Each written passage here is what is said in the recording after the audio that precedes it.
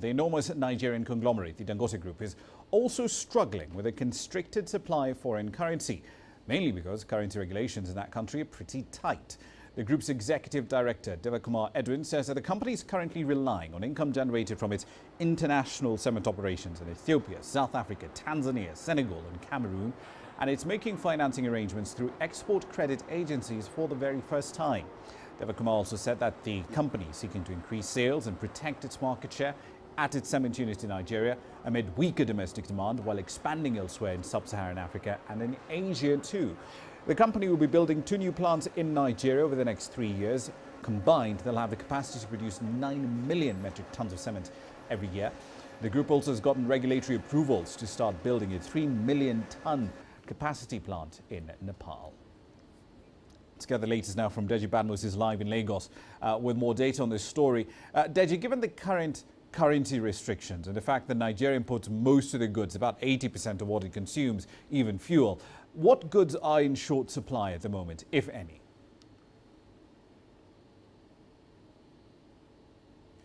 Well, to be candid, Rama, it's difficult to tell what goods are in short supply. We're not seeing anything like that at all. We're not seeing any scarcity at all. Maybe if this drags on for a while, much longer, maybe we'll begin to see that. But for now, we're not seeing any form of scarcity at all. Besides, importers are also, they're just they're looking for ways to access foreign exchange. Most of them, of course, are patronizing the unofficial parallel market, the black market now, buying dollars at very expensive rates just to keep their import business going. So at the moment, we're not seeing any scarcity at all. But whether we're going to see some form of scarcity in the coming days, weeks, months, we just have to wait and see. That is if the government continues to hold out on its position not to devalue. Rama? Indeed. Speaking of the government, the message from the president, his deputy, the central bank governor on this issue of devaluing or not has been exactly the same. We will not devalue. Can we legitimately really say that monetary policy in Nigeria is being set by an independent body?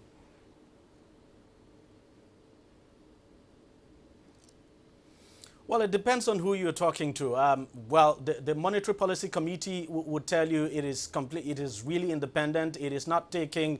It's not as if it's taking instructions from the president. That the only reason why Monetary Policy Committee it's maintaining its position now is just because its position aligns with that of the president. It's not because the president is dictating to it to take such decisions. But of course, some people will tell you that basically the Monetary Policy Committee now is looking at the body language of the president in its decision. But fact is that even before this president came on board, Godwin Emefiele, who is the CBN governor, had always maintained that there was every need to preserve the country's foreign reserve and to check, the consistent devaluation of the naira. I mean, he's always maintained that there's every need for Nigeria to look inwards and try to cut down on its import bill. So, fact is that it's difficult to say monetary policy is not independent, and well, but some people will tell you the president is actually dictating the pace. But then, honestly, members of that committee will tell you that is not the case. Indeed.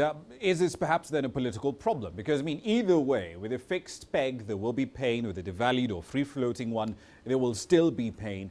Is the problem here for the CBN and the executive to actually sell the idea to Nigerians that a weaker naira is necessary?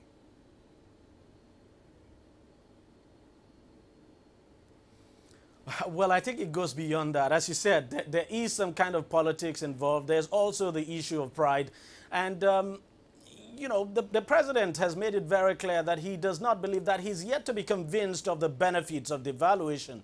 He's maintained that devaluation would not be good for Nigeria at all, since Nigeria does not basically export anything, that if the economy was export-oriented, then devaluation would have made enough sense. But then no question at all, Rama, that there's politics in it, there's pride in it. It's a thing of pride that Nigeria continues, the government, I should say, continues to maintain the dollar at the official rate of 197. Even when the president was campaigning, at some point during his campaign, he said probably out of, I wouldn't know how to put it now, but during his campaign, one of his campaign speeches, he said he was going to ensure that, the dollar became, the exchange rate become 1 naira to the dollar. So there is some kind of politics in it.